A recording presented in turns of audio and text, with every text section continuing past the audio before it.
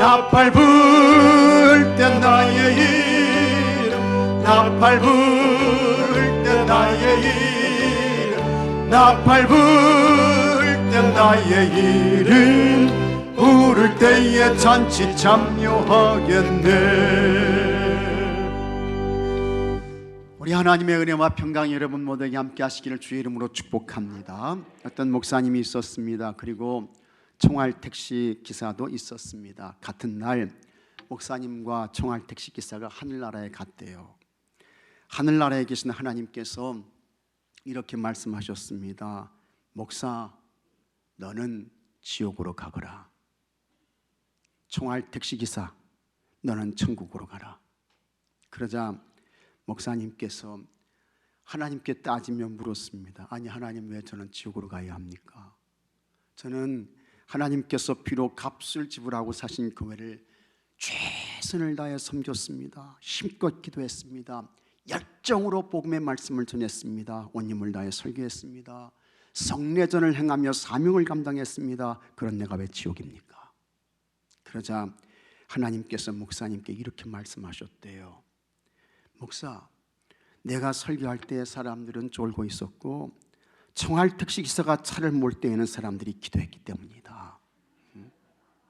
총알 택시 한번 타보세요. 여러분, 기도가 그냥 저절로 나오죠. 흔들리는 비행기 한번 타보세요. 주님이 그냥 막 가슴 깊은 곳에서 그냥 막 나옵니다. 여러분, 유모입니다. 하지만 영적인 교훈이 있습니다. 오늘도 하나님 교회에 오셔서 예배드리는데 여러분 다 고개를 들으시고 하나님 말씀 집중해서 잘 받으셔야 돼요.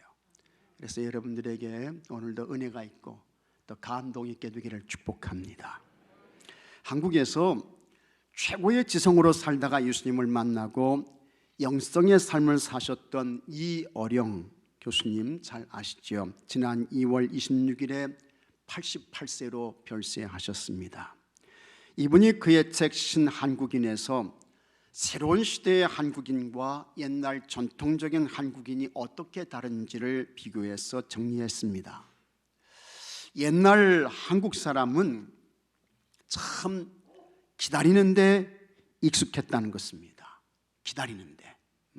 그러나 요즘 젊은 사람들은 기다리지를 못해요. 그래서 속도감의 차이가 있다, 그런 이야기를 했습니다. 그러면서 그것을 더 구체적으로 밥 세대와 라면 세대라고 했습니다. 옛날 우리는 다 밥 세대예요. 그 다음에 요즘 젊은 사람들은 무슨 세대입니까? 라면 세대. 이어령 교수님이 그렇게 이야기를 한 거예요. 옛날 과거에는 우리 어머니들이 늦게 들어오시는 남편이나 혹은 자녀들을 위해서 밥을 스텐주발에 퍼서 그것을 이불 속에 착 이렇게 묻어놨습니다. 그러면 밥이 식지 않고 이제 따뜻했습니다. 그 다음에 이제 혹은 따뜻한 아랫목에 이렇게 이제 놓고 이불 덮어놓고 이제 그랬습니다. 오늘 우리가 사는 세대는 그렇지 않습니다. 요즘은 뭐 밥을 만들고 그냥 뭐 동시에 보온이 되는 그런 제품들이 다 나와 있잖아요. 그래서 늦게 온 사람이 알아서 그냥 밥 먹어야 돼요. 아니면 가장 빠르게 라면을 끓여서 먹습니다. 속도감을 촉진시켰습니다. 좋은 결과도 있지만 잃은 것이 많습니다. 기다리고 참고 인내하는 것을 상실했습니다. 그리고 사람들이 그냥 다 모두 바쁘고 그냥 분주합니다. 안식을 빼앗겼습니다. 쉼을 잃어버렸습니다. 조급함에 그냥 안절부절을 못하는 거예요. 어떤 분은 예배당 오셔서도 축원 9나이다 이거 끝나기도 전에 그냥 문 열고 나가시는 분들도 있어요. 세계 기독교 역사에서 예수님의 생애를 기록한 많은 사람들이 있는데 그 중에 에르네스트 르낭이라는 사람이 있습니다. 이 사람은 프랑스의 작가입니다. 그리고 철학자입니다. 이 사람이 예수의 생애라고 하는 예수전을 썼습니다. 이 책에서 르낭은 예수님의 삶을 다음과 같이 말합니다. 예수 그리스도의 삶, 이처럼 완벽하고 조화된 삶의 모범이 어디에 있겠는가? 그는 열심히 일하셨다. 그러나 적절히 쉬셨다. 그는 일할 때와 쉴 때를 아셨다. 그는 열중할 때와 관조할 때를 아셨다. 그는 사람들과 어울릴 때를 아셨고 홀로 있을 때를 아셨다. 그는 사람들과 어울릴 때를 즐거워하셨다. 그러나 그는 홀로 있을 때에도 여유로우셨다. 그에게는 언제나 여유가 있었다. 그래서 사람들은 즐겁게 그를 따라다닐 수 있었다. 그가 가는 곳에 잔치가 있었다. 그가 있는 곳에 웃음이 있었다. 그가 있는 곳에 평화가 있었다. 그러나 그는 한순간 조용히 다시 자기 침묵의 성소로 돌아오셨다.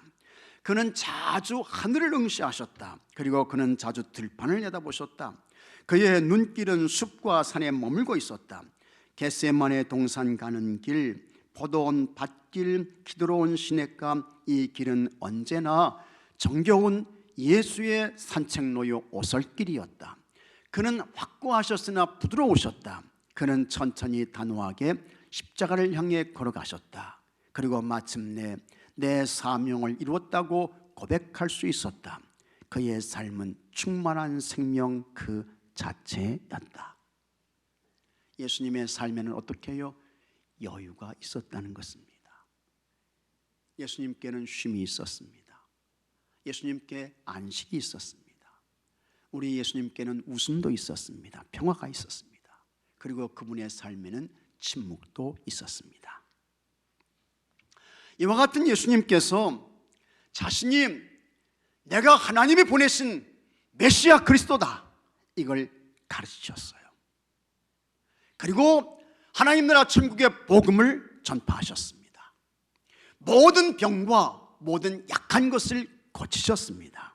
35절에 한번 같이 읽어보겠습니다. 예수께서 모든 도시와 마을에 두루 다니사 그들의 회당에서 가르치시며 천국 복음을 전파하시며 모든 병과 모든 약한 것을 고치시니라. 아멘. 그때에 예수님께 많은 사람들이 왔습니다. 큰 무리가 왔어요. 근데 예수님께서 그 많은 사람들, 큰 무리를 불쌍히 여기셨습니다. 불쌍하게 보신 거예요. 어떤 모습을 보시고 예수님께서 그 무리를 불쌍히 여기신 것일까? 예수님께 모여든 무리는 마치 무엇과 같았습니까?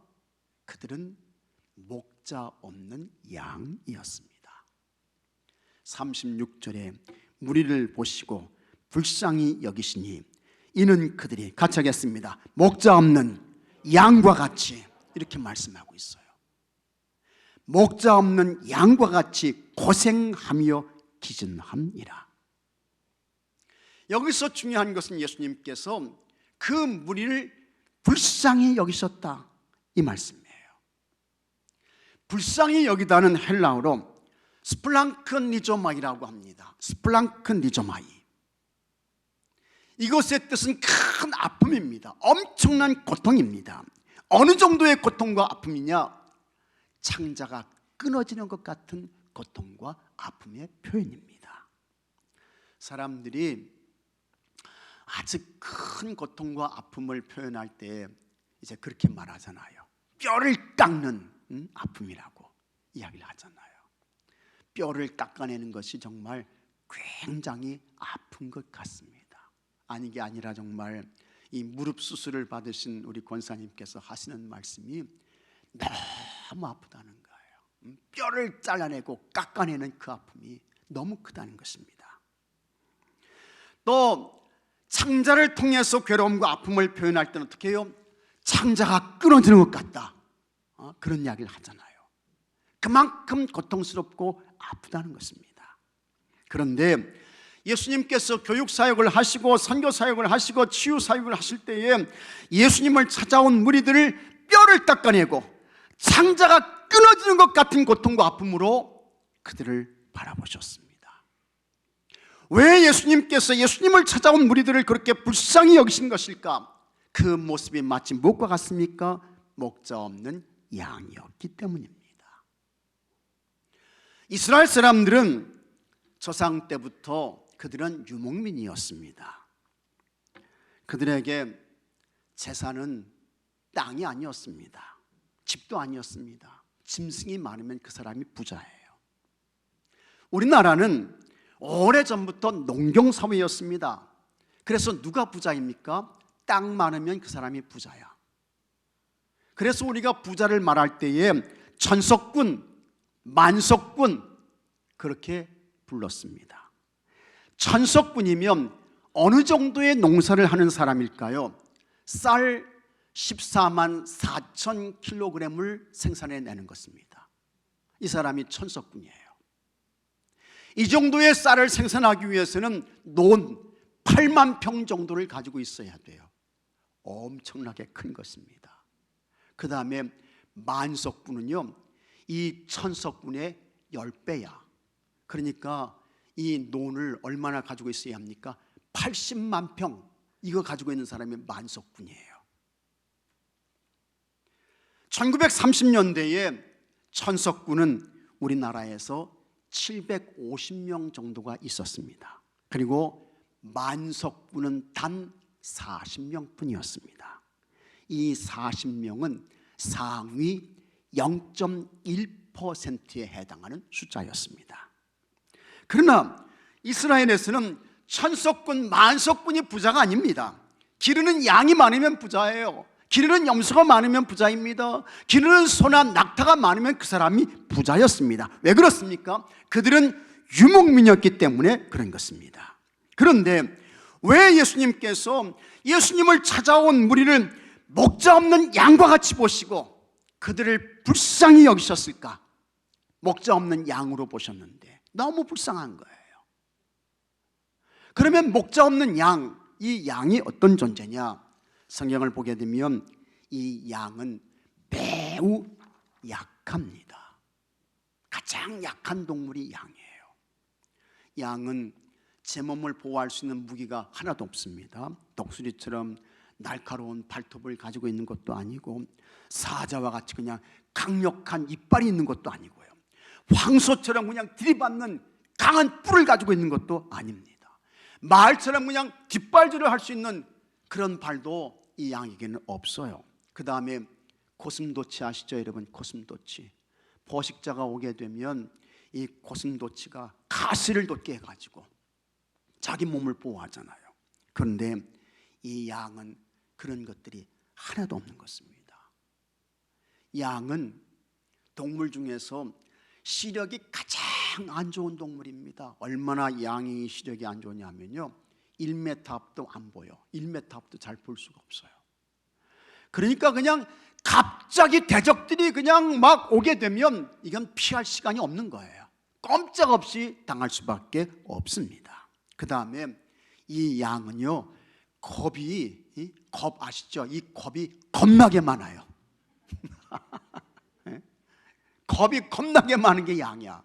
그래서 흐르는 물소리만 들어도 그냥 깜짝깜짝 놀라는 거예요. 그래서 양은 여러분 놀라는 데 선수입니다. 그 다음에 이 양은 털이 많잖아요. 그래서 이 털의 무게 때문에 양이 달리지를 못합니다. 냇가를 지날 때에 발을 잘못 디뎌서 이 양이 넘어졌어요. 이 털이 물에 젖습니다. 그러면 이 젖은 털의 무게를 이기지 못해가지고 이 양이 일어서지를 못하는 거야. 이게 양이에요. 그래서 그냥 목자가 쫓아가가지고 빨리 일으켜 세워줘야지, 그렇지 않으면 이 양이 물에 빠져 죽을 수도 있습니다. 이게 양입니다. 양은 이렇게 약합니다. 힘이 세지 않습니다. 빨리 달리지도 못해요. 겁도 아주 많습니다. 그런데 예수님께서 예수님을 찾아온 무리를 그와 같은 목자 없는 양으로 보셨고, 그래서 예수님께서 그 무리를 불쌍히 여기셨던 것입니다. 둘째, 양은 매우 어리석습니다. 매일 먹는 풀인데도 이게 독초인지 먹는 풀인지 이걸 구분하지 못해. 매일 지나가는 길인데도 그 길을 또 잊어버려요. 그래서 항상 목자가 앞에 서는 거예요. 앞장서는 거예요. 그러면 양들이 졸졸졸졸 쫓아가죠. 짐승들 중에서 여러분 참 영리한 것들이 있습니다. 고양이나 개는요, 집을 나갔어도 열흘 한 달이 지나도 집을 찾아오는 게 고양이하고 개예요. 황소도 여러분 제 집 찾아옵니다. 기어다니는 개미가 있죠. 이 개미를 집어가지고 저만큼 옮겨놔도 이 개미가요 제 집을 찾아와요. 그런데 양은 그렇지 못합니다. 매일 그 길을 다녀도 또 잊어버려. 자기 집을 못 찾아. 양이 그렇게 어리석습니다. 셋째 양은 고집이 아주 셉니다. 겉모습은 흰 양털의 옷을 입고 있어서 깨끗하게 보이죠. 온순하게 보입니다. 순한 것 같아요. 하지만 실제적으로는 이 양이 고집이 아주 셉니다. 자기 마음대로 제멋대로 행동하는 거예요. 그래서 성경을 보게 되면 이사야 53장 6절에 이런 말씀이 나옵니다. 우리는 다 양 같아서 그릇 행하여 각기 제 길로 갔거늘. 우리가 생각할 때에는 우리가 다 염소 같아서 그릇 행하여 이렇게 해야 되는데 성경은 그렇게 말하지 않아요. 우리는 다 양 같아서 그릇 행하여 각기 제 길로 갔거늘.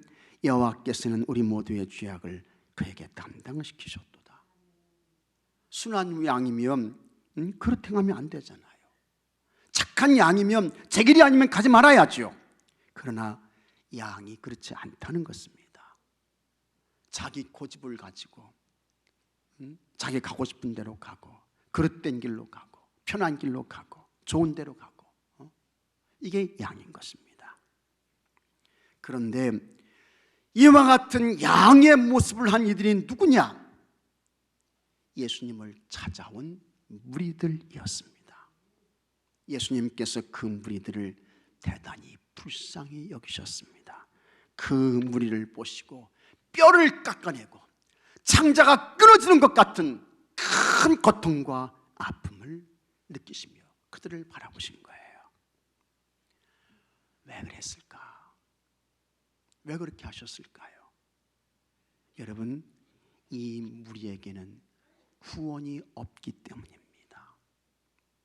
이 무리에게는 죄사함이 없어요.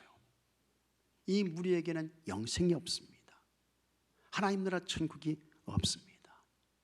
이 무리는 누구입니까? 구경꾼입니다. 그저 단지 예수님이 누구인지 궁금해서 예수님이라는 분이 오셨대, 예수님 한번 구경 가자, 예수님 한번 보러 가자, 그게 전부인 것입니다. 이 예수님이 나의 구세주이시고 이 예수님을 내가 믿음으로 죄사함을 받고 구원을 받고 하나님의 사람이 되고 영생의 사람이 되고 하나님 나라 천국의 사람이 되고, 이런 간절함, 이런 애절함, 이런 신앙적 진지함, 이게 이 무리에게는 없는 거예요. 그래서 예수님께서 그들을 목자 없는 양처럼 보시고 대단히 불쌍히 여기셨던 것입니다. 여러분, 우리는 예수님께 대하여 절대로 구경꾼이 되어서는 안 됩니다. 구경꾼, 무리, 예수님 안 믿는 사람이죠. 죄사함 받지 못한 사람이에요.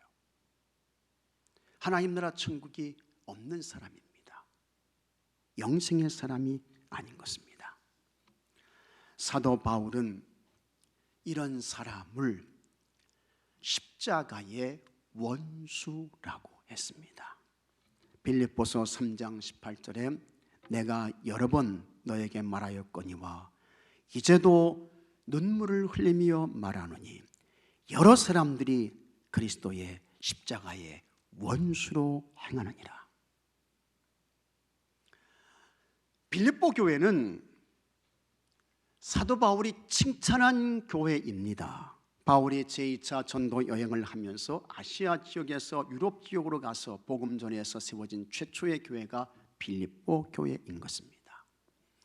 이곳에는 참 훌륭한 성도들이 여러 명 있었는데, 여러분이 아시는 패션 사업을 했던 자주장사 루디아, 참 훌륭한 여인입니다. 이 사람이 바울을 만나요. 그에게서 예수 그리스도의 복음을 듣습니다. 그가 먼저 세례를 받습니다. 그리고 그녀를 통해서 가족 전체가 다 세례받고 구원받게 됩니다.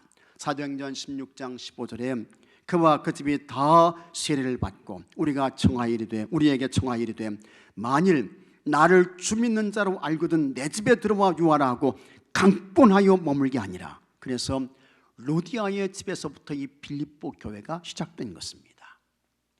빌립보 감옥의 간수였던 사람도 바울이 전해준 복음을 듣고 예수님의 사람이 됩니다. 이 사람도 역시 그의 가정과 가족들이 다 예수님 믿고 구원받게 돼요. 사도행전 16장 34절에 그들을 데리고 자기 집에 올라가서 음식을 차려주고 그와 온 집안이 하나님을 믿음으로 크게 기뻐하니라. 이렇게 세워진 빌립보 교회는 성령님의 도심과 은혜 가운데 이 교회가 아주 건강한 선장을 하게 됩니다. 교회가 큰 부흥을 하게 돼요. 그러자 이 빌립보 교회는 바울의 선교에 협력하는 아주 좋은 교회가 되었습니다. 그래서 빌립보서 1장 5절에 너희가 첫날부터 이제까지 복음을 위한 일에 참여하고 있기 때문이라 이렇게 말씀하고 있는 것입니다. 그래서 사도 바울이 이 빌립보 교회를 이 정도로 칭찬했습니다. 빌립보서 4장 15절에 빌립보 사람들아 너희도 알거니와 복음의 시체에 내가 마게도냐를 떠날 때 주고받는 내 일 외에, 여기 주고받았다 이 말은 바울의 선교에 적극적으로 협력하고 도와주는 거예요. 이걸 말씀하는 것입니다. 그래서 주고받는 내 일에 참여한 교회가 너희 외에 아무도 없었느니라. 어떤 교회도 바울의 선교에 협력하고 도와주는 게 없어요. 근데 빌립보 교회만큼은 아주 적극적으로 바울의 선교를 돕고 후원하고 기도하고, 이게 바로 빌립보 교회였던 것입니다. 그래서 사도 바울은 빌립보 교회만 생각하면 기쁜 거예요. 좋은 거예요. 가는 곳곳마다 이 교회를 자랑하는 것입니다. 사도 바울이 감옥에 갇혔습니다. 로마 감옥에 갇혔어요. 그때에는 이 빌립보 교회가 선경금을 또 보내줍니다. 에바브로디도 편에 바울을 돕기 위한 그와 같은 이 선경금을 보내주는데 그걸 받아들고 이 바울이 너무 감사하고 고마운 것입니다. 감격이었습니다. 빌립보서 4장 18절에 내게는 모든 것이 있고 또 풍족한지라 에바브로디도 편에 너희가 준 것을 받음으로 내가 풍족하니 이는 받으실 만한 향기로운 제물이요 하나님을 기쁘시게 한 것이라. 이 정도의 영적인 규모와 수준을 갖춘 교회가 빌립보 교회였습니다. 훌륭했어요. 칭찬할 만했습니다. 자랑할 만했습니다. 하지만 그런 빌립보 교회였다 할지라도 모든 사람들이 다 영적으로 성숙하고 은혜와 진리와 사랑과 섬김이 충만하고 그렇지 않았습니다. 사도 바울이 말씀하고 있습니다. 빌립보 교회 안에 누가 있다고 했습니까? 내가 여러 번 너에게 말하였거니와 한 번 말한 거 아니에요. 여러 번 말했다는 것입니다. 그리고 이제도 눈물을 흘리며 말하노니, 지금 사도 바울은 어디에 있습니까? 감옥 안에 갇혀 있는 거예요. 그 감옥 안에서 빌립보 교회 성도들을 생각하면서 눈물이 툭툭 흘러요. 이제도 눈물을 흘리며 말하노니 여러 사람들이 그리스도의 십자가의 원수로 행하느니라. 충격적인 말씀입니다. 정말 기가 막힐 놀라운 말씀인 것입니다. 빌립보서는 이 빌립보 교회 밖에 있는 세상 사람들에게 보낸 편지 아닙니다. 빌립보 교회와 성도들에게 보낸 서신이에요. 그런데 그렇게 훌륭했던 빌립보 교회 안에 십자가에 원수가 있는데 한 명 아니라는 것입니다. 2명도 아니에요. 3명도 아닙니다. 사도 바울이 감옥에 갇혀 있으면서 눈물을 흘리며 말하는데 여러 사람들이 그리스도의 십자가의 원수로 행하느니라 말씀하고 있는 것입니다. 그렇게 십자가의 원수는 누구냐? 예수님 사람 아니죠. 교회 안에 있어도 예수님 사람 아닌 것입니다. 그리스도인 아닙니다.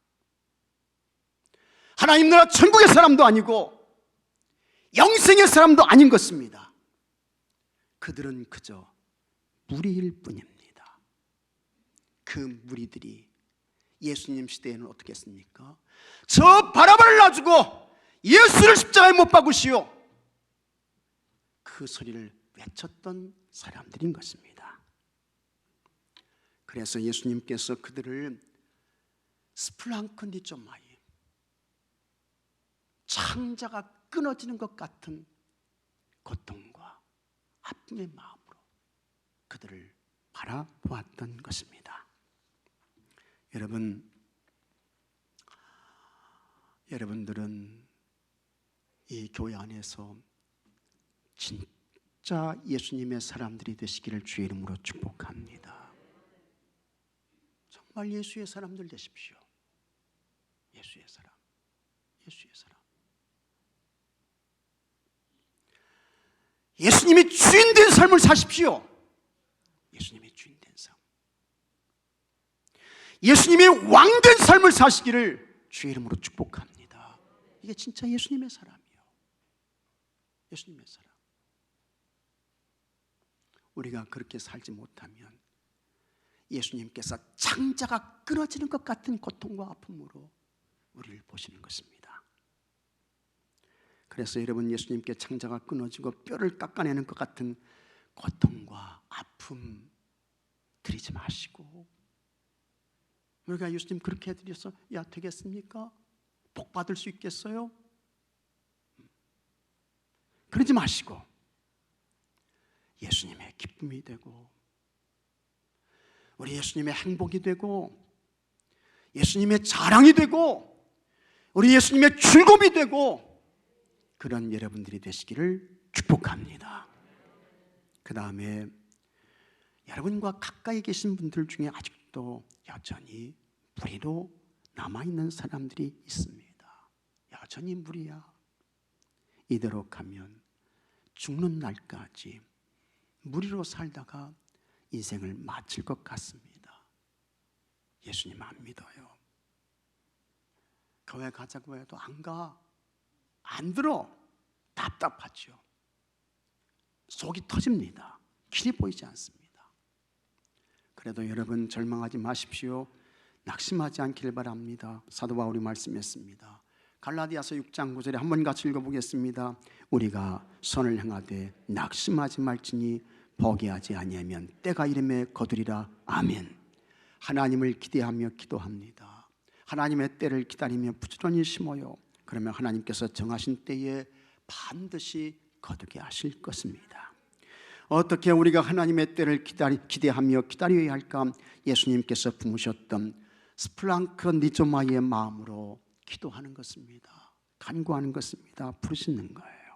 창자가 끊어지는 것 같은 고통의 마음으로 목자 없는 양으로 사는 사람들을 위해 기도하는 것입니다.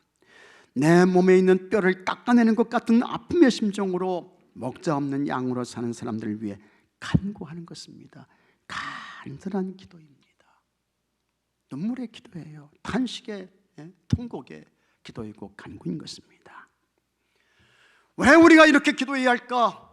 우리의 마음이 어떤 상태냐? 하나님께서 이스라엘 유다 백성들에 대하여 다음과 같은 말씀을 하셨습니다. 이사야 48장 4절에 내가 알거니와 너는 완고하며 내 목은 쇠에 힘주리요 내 이마는 놓치라. 먼저 완고하다고 했습니다. 이 완고는요, 누구의 소리도 안 듣는 거예요. 누구의 소리도 안 들어. 참 이런 분들이 있어요. 진짜 있어요. 누구의 소리도 안 들어.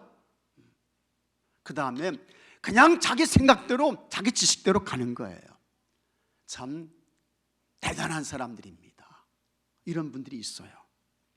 그 다음에 얼마나 목이 뻣뻣한지 하나님께서 유다 백성들에게 하시는 말씀이, 유다 백성들의 목이 뭐라 했습니까? 쇠임줄이라고 했습니다. 쇠임줄. 제가 어렸을 때에 이제 그 테니스 운동이 요즘처럼 보편화된 그런 시대가 아니었습니다. 좀 이렇게 여유가 있고 시간이 계신 분들이 이제 테니스 운동을 했는데 정말 옛날 이야기죠. 50년 전 옛날 이야기예요. 그때는 이 나무로 된 라켓을 이렇게 썼습니다. 우드 라켓이라고 하죠. 이 나무로 된 라켓을 쓰면서 이제 테니스 운동을 했는데, 어렸을 때 제가 들은 이야기가 무슨 이야기를 들었는고 하니 이 테니스 줄, 이 라켓 줄을 쇠임줄로 만든다. 저 그렇게 들었어요. 혹은 고래십줄로 만든다. 그런 얘기를 들었어요. 저는 어린 마음에 그게 사실인 줄 알았습니다. 근데 그거는 아닙니다. 근데 어쨌든 이 쇠임줄이 너무 단단하다는 것입니다. 어지간해서는 안 끊어진다는 거예요. 근데 예수님 없이 사는 세상 사람들의 이 목이 그렇게 쇠임줄처럼 뻣뻣하다는 것입니다. 그 다음에 그 이마는 어떠냐? 저들의 이마는요, 노치라고 했습니다. 이 이마가 노치야. 노철판을 깔았어요. 그래서 어떠한 죄책감이나 혹은 부끄러움이나 가책 이런 게 하나도 없다는 것입니다. 이것이 세상에 속한 무리의 모습입니다. 마음의 상태인 것입니다.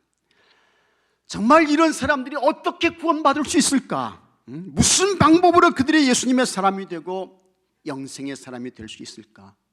솔직히 말씀드리면 불가능한 것 같아요. 안 될 것 같습니다. 그러나 여러분, 하나님께서 이렇게 말씀하셨습니다. 에스겔 11장 19절에 한번 같이 읽어보겠습니다. 내가 그들에게 한 마음을 주고 그 속에 새 영을 주며 그 몸에서 돌 같은 마음을 제거하고 살처럼 부드러운 마음을 주어 내 율례를 따르며 내 규례를 지켜 행하게 하리니 아멘. 결국에는 누가 하시면 됩니까? 하나님이 하시면 되는 줄로 믿으시기 바랍니다. 그래서 우리가 기도해야 돼요. 창자가 끊어지는 것 같은 고통과 아픔의 마음을 가지고 그들을 품고 기도하면 하나님이 역사하시면 돌 같은 마음 제거하시고 살처럼 부드러운 마음 우리 하나님께서 주시는 것입니다. 살처럼 부드러운 마음이 있어야 예수님이 그리스도 주님으로 믿어지잖아요. 그리고 그 예수님을 믿고 죄사함 받습니다. 영생의 사람도 되고 영원한 나라임 나라 천국의 사람도 되는 것입니다. 먹자 없는 양으로 사는 사람들이 많습니다. 그들은 세상적으로 부족한 것이 없어 보입니다. 그러나 예수님이 없으면 그 사람은 구원받지 못한 가장 불행하고 불쌍한 무리일 뿐입니다. 예수님께서 그 무리에 대하여 고생하며 기진한다고 했습니다. 이 고생은 갈기갈기 찢어지는 것입니다. 도망가다 찢기고 솟은 돌뿌리에 걸려서 찢기고 날카로운 가시에 찔려서 찢기고 나뭇가지에 걸려서 찢기고 그러다가 기진맥진해서 쓰러져요. 세상에서 그렇게 삽니다. 여러분, 그 끝은 어딥니까? 어딥니까? 뻔한 거예요. 불못의 지옥을 피할 수 없는 것입니다. 그래서 불쌍한 것입니다. 이들에 대하여 창자가 끊어지고 뼈를 깎아내는 것 같은 마음으로 여러분 기도하고 간구해서 무리가 거룩한 성도가 되고 먹자 없는 양 같은 사람들이 예수님의 구원의 사람이 되는 은혜와 축복이 있게 되기를 바랍니다. 다 같이 기도합시다. 아버지 하나님, 우리가 먼저 진짜 예수님의 사람 되게 해 주옵소서. 그래서 예수님의 기쁨이 되고 예수님의 즐거움이 되고 예수님의 행복이 되는 주의 성도들이 되게 하여 주시옵소서. 또한 아버지 하나님, 여전히 무리로 남아있는 사람들이 있습니다.